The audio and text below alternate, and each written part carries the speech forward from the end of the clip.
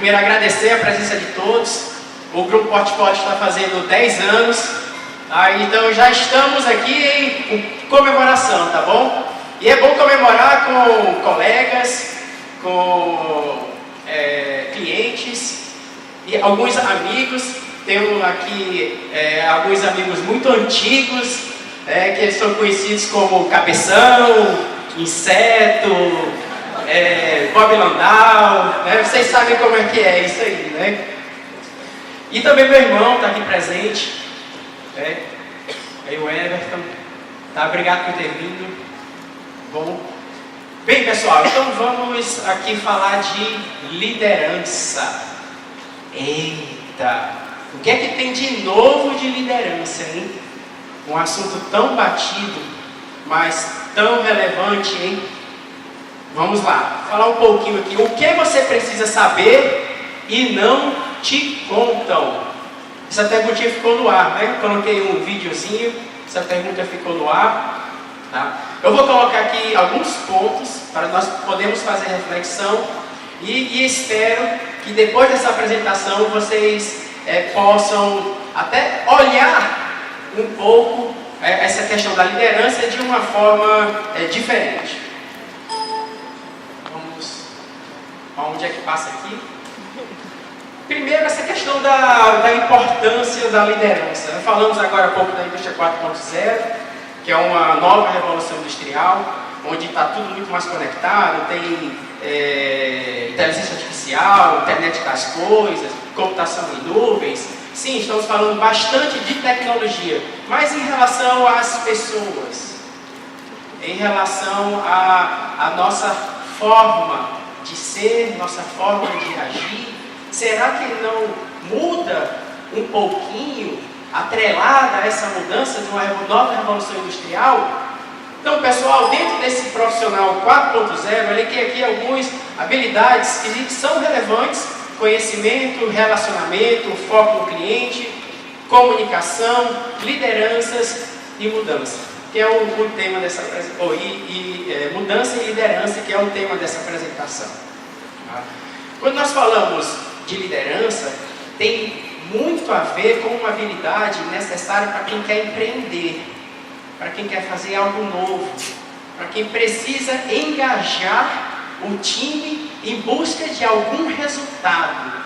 Então, se nós estamos dentro de numa situação que temos que sair do convencional e fazer algo novo, essa habilidade, que já era importante, ela se torna ainda muito mais nos dias atuais. E o que é que acontece? Essa liderança, como é importante, sempre foi, a indústria da liderança é enorme. É enorme. Basicamente, todas as universidades para formar líderes. Líderes que transformam. Formando líderes globais. É uma indústria que está em todo lugar, com livros, com blogs, com artigos, com treinamentos. Então vamos ver aqui alguns números. No Google eu coloquei a palavra leadership, que é em inglês, liderança em inglês, veio 642 respostas. Uau! Vamos lá. Na Amazon, coloquei lá também a mesma palavra, vieram 50 mil livros com a palavra-chave liderança.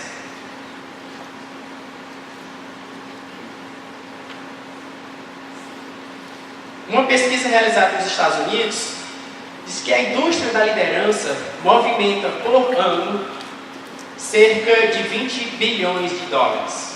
Isso somente nos Estados Unidos. E aí, é uma indústria grande ou não é? Enorme. Mas é porque faz sentido ser grande? É relevante ou não é o tema? Então tem muito que nós procurarmos aí com livros, livros de autoajuda, que ensinam como se tornar um líder melhor, como é que nós devemos nos comportar melhor, como é que vamos engajar o time, como conseguir mais resultados, como ser mais bem sucedido. A indústria da liderança, ela funciona mais ou menos assim.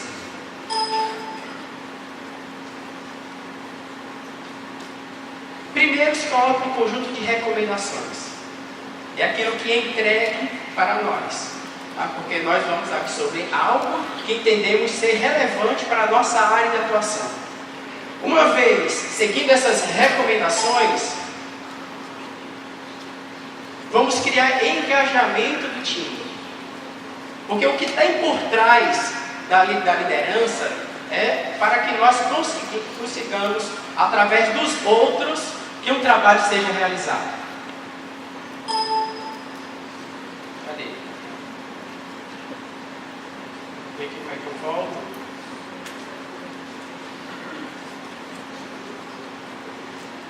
Ah, é aqui em cima.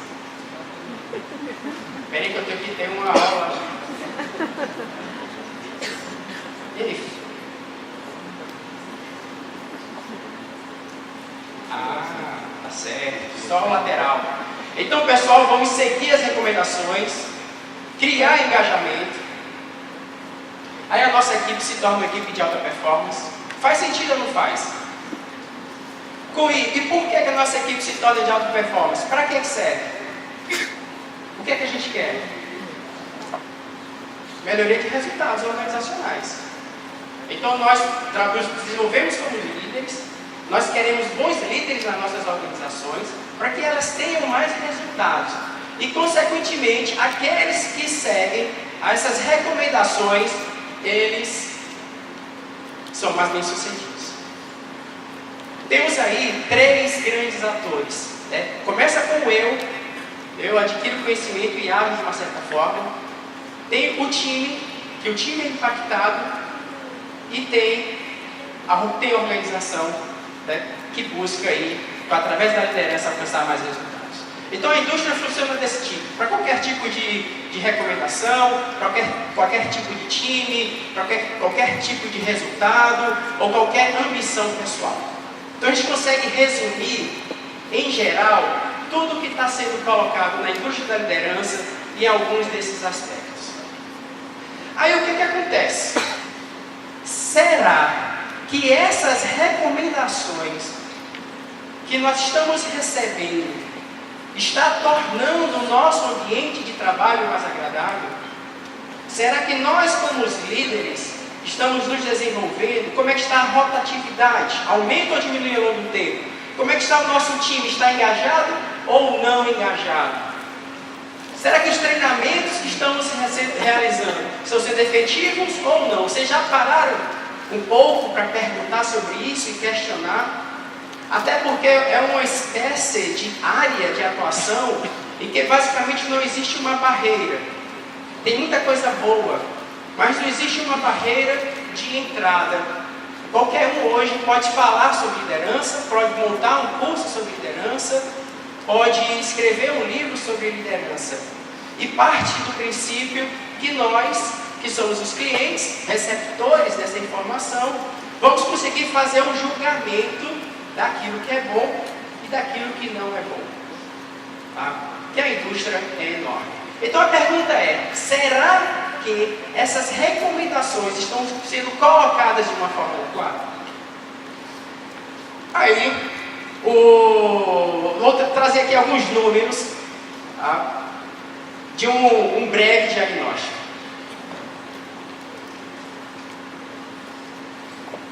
Pode ser que precisamos de algo a mais.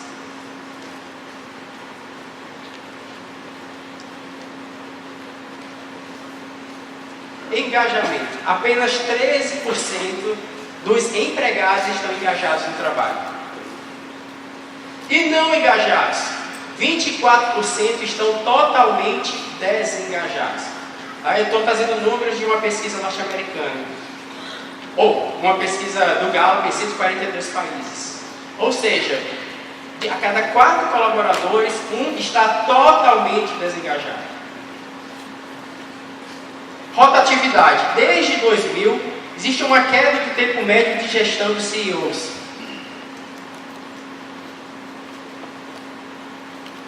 14% dos CEOs das 2.500 maiores empresas do mundo foram substituídos em um ano.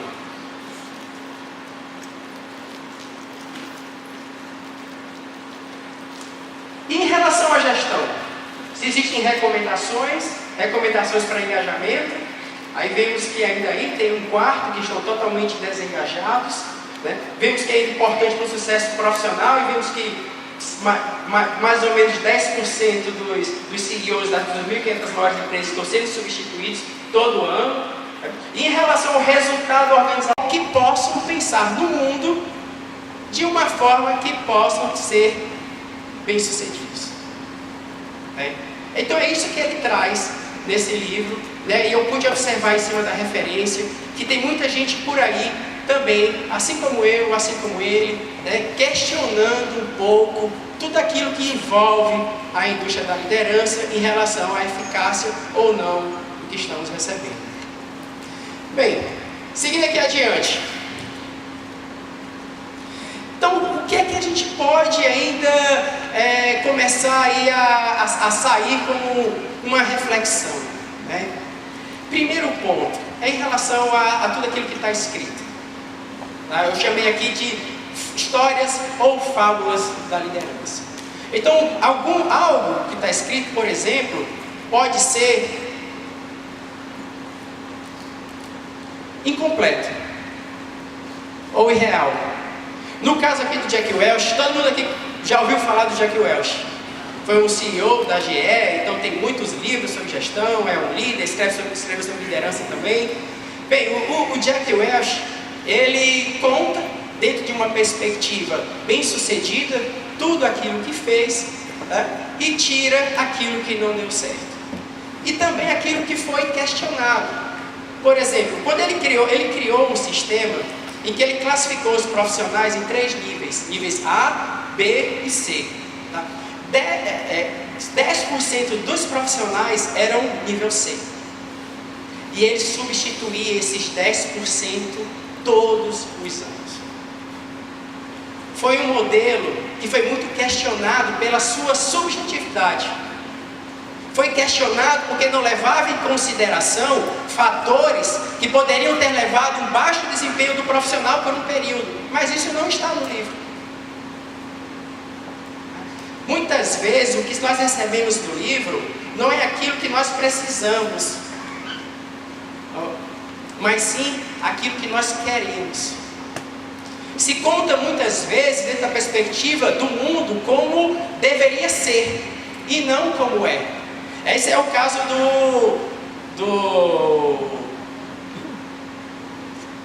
do Bill George, que é CEO da Medtronic. A Medtronic, ela é uma das maiores empresas de saúde do mundo, com mais de 90 mil colaboradores e faturamento de aproximadamente 20 bilhões ano, presente em 160 países. E então ele foi CEO da Medtronic, ele é professor de Harvard, escreveu um livro chamado True North, que ele fala da autenticidade, que é um perfil bastante importante dos líderes. Tá? E os colegas, ou todo mundo que trabalhou na Medtronic, disse que ele escreveu o livro não na perspectiva do que ele encontrou na Medtronic, mas sim de como ele gostaria que fosse. Mas muitas vezes nós não vamos atrás desse nível de informação. Livros muito densos, baseados em fatos, em números, não inspiram. Eles são pouco persuasivos. Eles não viram best-sellers. Tá? Então a gente tem que olhar um pouco aquela indústria, não de uma forma tão assertiva, mas buscar investigar um pouco a mais. Aí a gente sai um pouquinho do livro e entra aqui na questão dos treinamentos, que eram 2% dos treinamentos de liderança eram efetivos, né? Aí a questão é, de que forma nós estamos medindo treinamentos de liderança? Tá?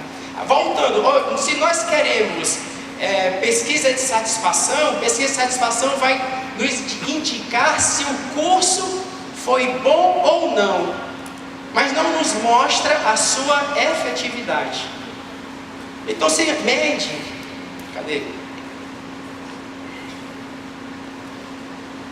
se mede o treinamento em relação, muitas vezes, a uma elevação emocional, a um estado de espírito, a uma inspiração que muitas vezes é momentânea. Mas nós podemos até entender, né, que isso é passageiro. Porque no fundo nós precisamos de mudança de hábito. E os treinamentos não são muito baseados em formulários de satisfação e poucos têm uma preocupação em relação à sua efetividade.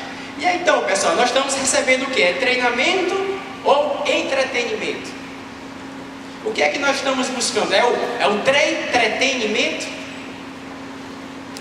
Ou seja, é um formulário final de satisfação com carinhas felizes, ou de uma mudança real e efetiva do nível de engajamento dos nossos colaboradores, obtidos até uma mudança de comportamento e do conhecimento que eu adquiri no treinamento. Então precisamos de algo a mais em relação a cursos e em relação a livros. Aqui os formulários de carinhas felizes. É o treinamento versus efetividade. Bem, tudo bem até aqui, pessoal? Eu ainda estou falando aqui de alguns pontos de atenção em relação a essa indústria da liderança. Vamos lá, o terceiro ponto é autenticidade. Isso aqui eu tirei de um site da revista Exame, e tinha esse seguinte título: autenticidade, invista em ser quem você é. É bom ou não é? Autenticidade. Autenticidade quer dizer que os líderes têm que ser verdadeiros. Cadê?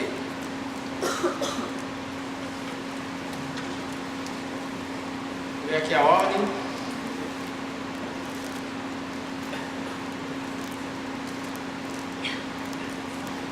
Vamos lá.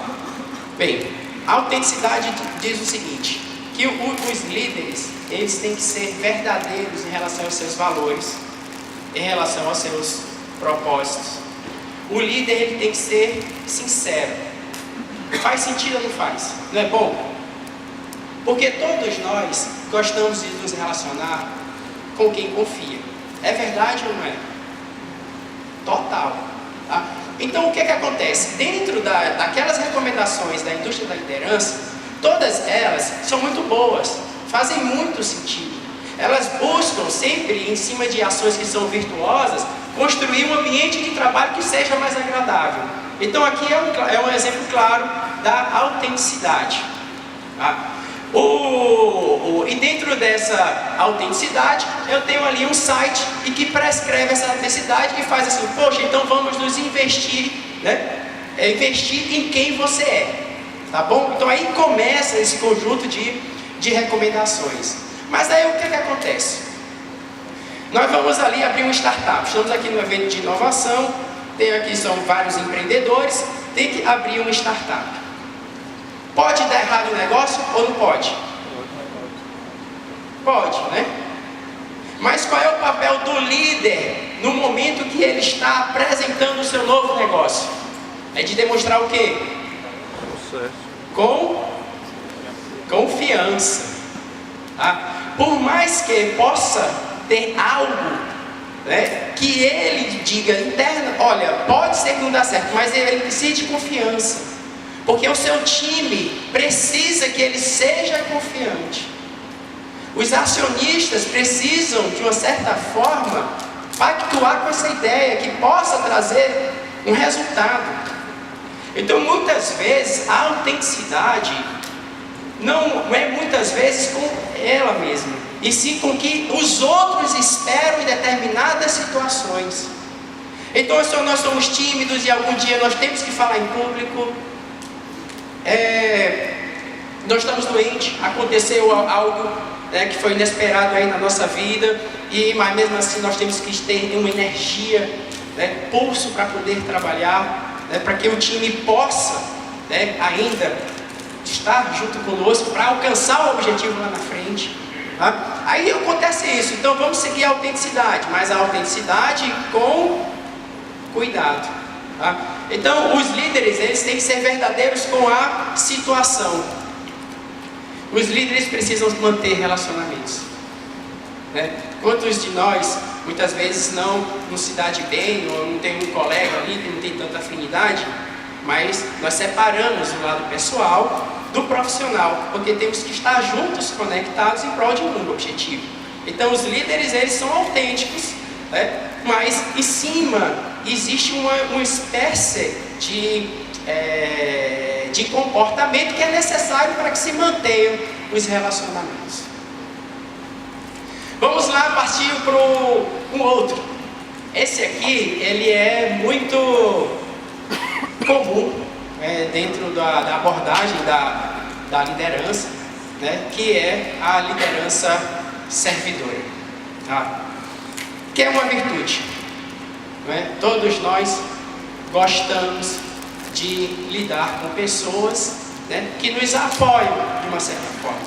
Então o líder servidor é aquele líder que é generoso, aquele líder que que presta admiração com o time. Ele empodera o time. Ele trabalha em busca de ferramentas para que os seus times se tornem cada vez mais engajados, consequentemente de alta performance. É uma redução de poder percebida do líder dos liderados, onde ele entra junto do trabalho. É bom ou não é? Faz sentido ou não faz? Então a indústria da liderança é desse jeito. São virtudes, são coisas boas, em sua maioria na construção de um mundo melhor. O Richard Branson, que é um grande empreendedor, foi CEO da Virgin, ele tem um lema interessante que diz assim: colaboradores em primeiro, clientes em segundo e acionistas em terceiro. Faz muito sentido. Então ele tem esse lema para todas as empresas, é extremamente bem sucedido as suas empresas, né? Em que ele diz: olha, porque se os colaboradores satisfeitos, eles vão buscar melhores resultados. E o cliente, consequentemente, vai ficar satisfeito, e o acionista é útil ali porque é uma consequência. Tá certo? Então esse é o princípio da liderança servidora. A liderança servidora tem a pensar: e aí, o que é que acontece? Será que tem um outro lado? Aí começamos a perceber aquilo que não te contam, né? O que é que tem aí na liderança que ainda não te contam, né?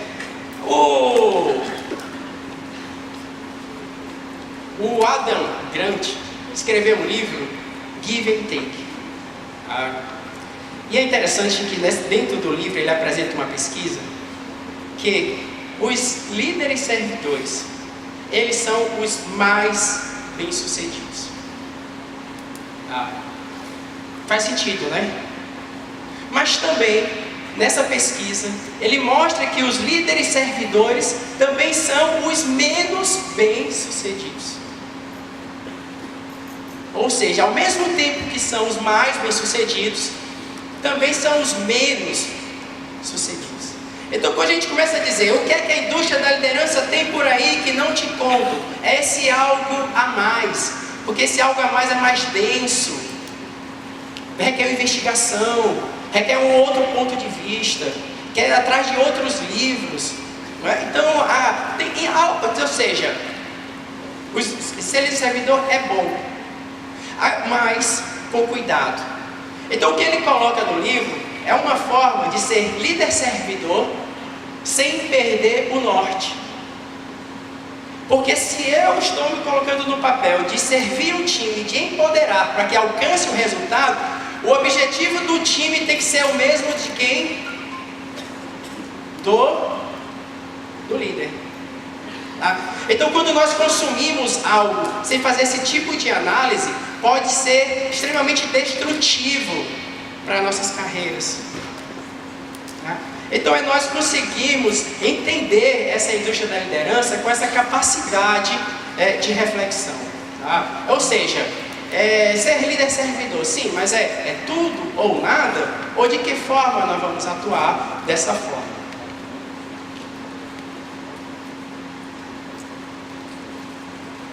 Então temos aqui alguns pontos que nós podemos aí tá atuando para corrigir essas falhas na liderança. ponto, isso aqui parece um paradoxo, uma contradição. Líderes criando sistemas de gestão menos dependentes de líderes. Olha aí, tá? O que o Fabrício colocou aqui, eu achei extremamente interessante, que é o Watson com o nível de inteligência para poder fazer a gestão de procedimentos de autorização, tá? Minimizando erros que poderiam ser tomados, porque nós temos que levar sempre em consideração da capacidade humana de errar, que vai errar de alguma forma. Todo um sistema de segurança de avião é dessa forma. Teve um erro humano, o que é que acontece? Vamos colocar aqui um sistema de redundância falha. Mas foi humano. Mas sim, mas o humano pode errar. De uma certa forma, nós temos que corrigir para que ele não erre. Então aqui entram as novas tecnologias, entra a inteligência artificial, entra a automação de processos, entra a internet das coisas, tá? Então nós criamos uma estrutura em que nós, os líderes, errem menos na sua tomada de decisão, tá? Vamos lá, seguindo aqui adiante, um outro ponto é o cuidado com o remédio. Tá? Então você aí tem um conjunto de prescrições, que são essas recomendações. Essas recomendações, elas dependem de muito do ambiente. Existem até conselhos que parecem ser bons, mas em que situação?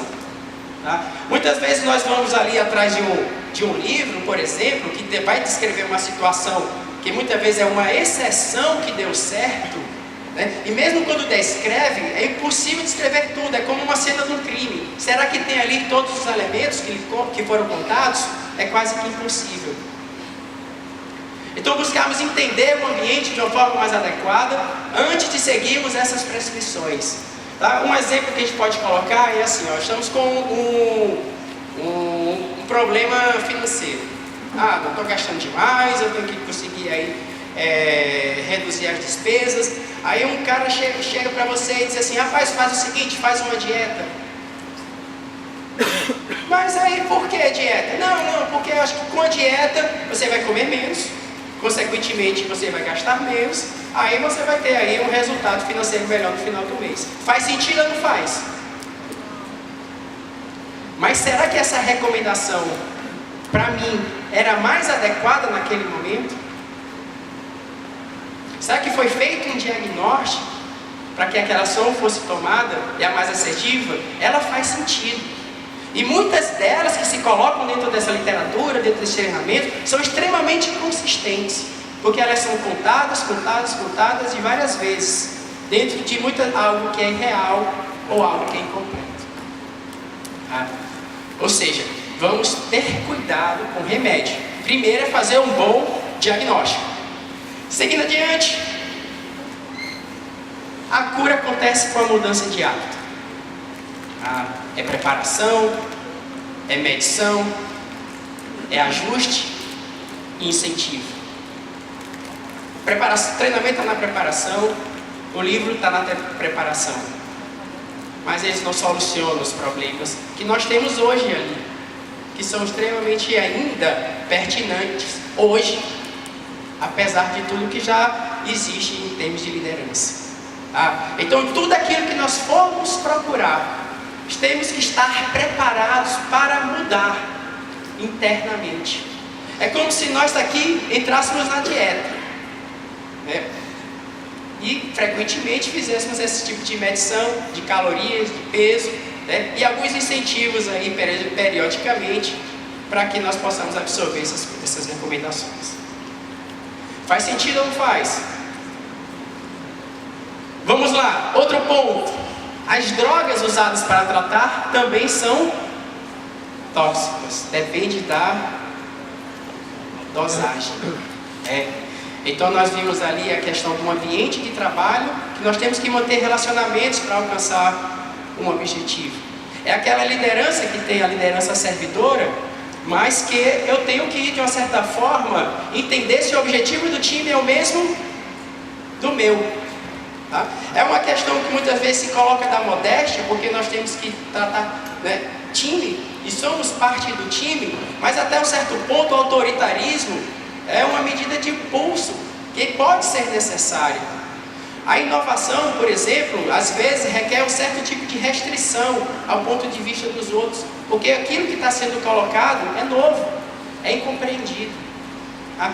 Então existem os remédios são bons, todos os remédios são virtuosos, eles buscam sempre criar um ambiente de trabalho, né, em que é mais agradável, tá? E que também faz muito sentido. Então as drogas usadas para tratar também são tóxicas.